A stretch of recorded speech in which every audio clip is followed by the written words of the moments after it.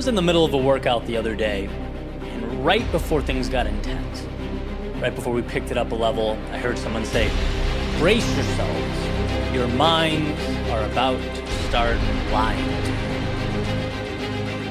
Now, note, the message was not, brace yourselves, you're about to lose focus. Brace yourselves, things are going to get challenging, the path's going to be unclear. No, the message was much, much simpler. That we would be told lies, objectively. And who would tell them? Well, the adversary within each, the dark side of it. Right? Just as there's light, there's darkness.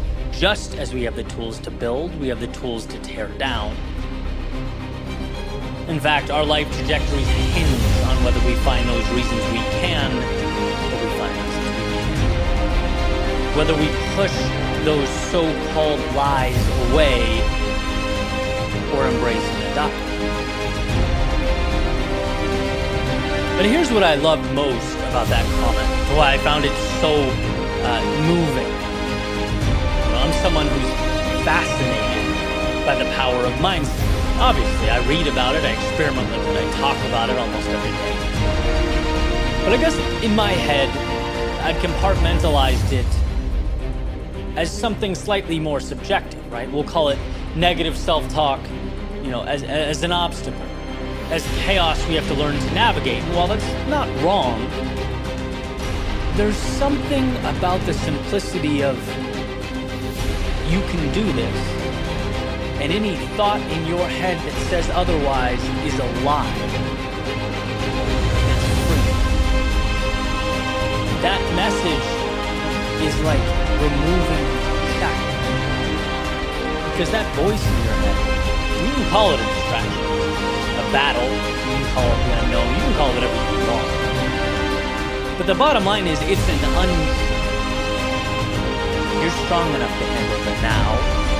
Period. You are strong enough.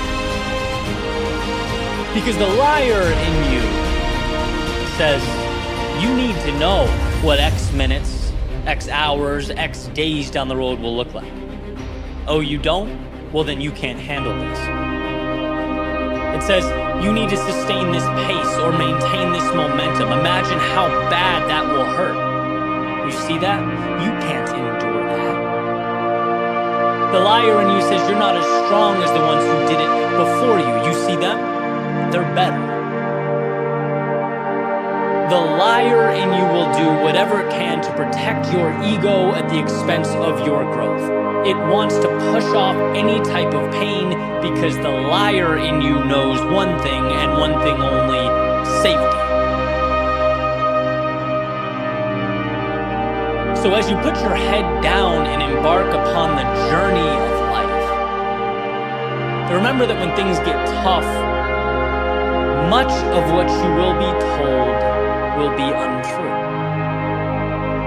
And the vast majority of that won't be external. It will be derived from whatever entity manufactures the thoughts floating around in your head. Winning is calling that liar out, stopping it in its tracks. Winning is saying, there's no proof on earth that suggests I can't take another step forward, and then another, and then another. There's absolutely zero evidence that you can't take what's being given to you and not only survive the moment, but thrive. See, when you hold the pen, anything seeking to tell you how the story ends is simply, definitionally, unequivocally not true. Not unless you want it to be. Because the story and its ending are yours. What will become truth is what you write down. Line by line, moment by moment, day by day. So when the liar speaks, understand what she is and keep writing. And when the liar cries out, understand his intentions and keep building. If you want this moment, it's yours. And that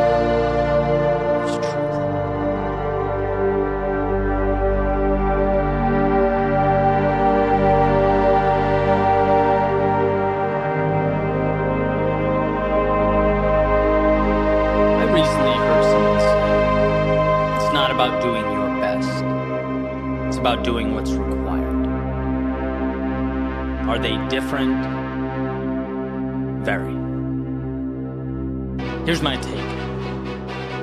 Doing your best has an emotional component attached to it. It's subjective. What exactly is your best? Well, it's a story that you tell yourself. A narrative opening the door to limitation. I've always found that when we put our backs against the wall and venture into scenarios where it's essential that we get something done, we somehow always find a way. When we leave no plan B for ourselves, we are required to make plan A work. And so we do. It's a testament to both the resilience and power contained in the human spirit, as well as the reality that we can astound ourselves when we're unwilling to take no for an answer. That it's not the resources that are the problem. It's usually our unwillingness to move forward into the dark, our hesitance to try, explore, test, build, and rebuild. Actions that are surprisingly unrelated to one's best and have everything to do with accepting nothing less than an identified outcome. One of the reasons I fell in love with the sport of running, because it reinforced this notion in my life. It became the template with which I could repeatedly amaze myself. I talk a lot about earning confidence, and oh, how I earned it. Step by step, mile by mile, day by day, in the sun, in the rain, in the desert, in the woods, through city streets, all over the country and the world, I came to understand the relationship between the turbulence of now and the satisfaction of later. It was on those days I'd push beyond my usual level of comfort, when that cloud of pain and agony would hover over me. I couldn't even really point to where my body hurt. It just all seemed to come together into this one giant hell, and to learn that I could not only endure that, but grow in those moments. To see myself rise above any preconceived notion or understanding of best in order to defeat my demons, conquer the day's objective, it changes the way you see yourself in the world. Now, could onlookers be tempted to call these self-created goals arbitrary, even unnecessary? Sure. And I get why they would, but I'd also completely disagree. Those days were a master class in doing what is necessary.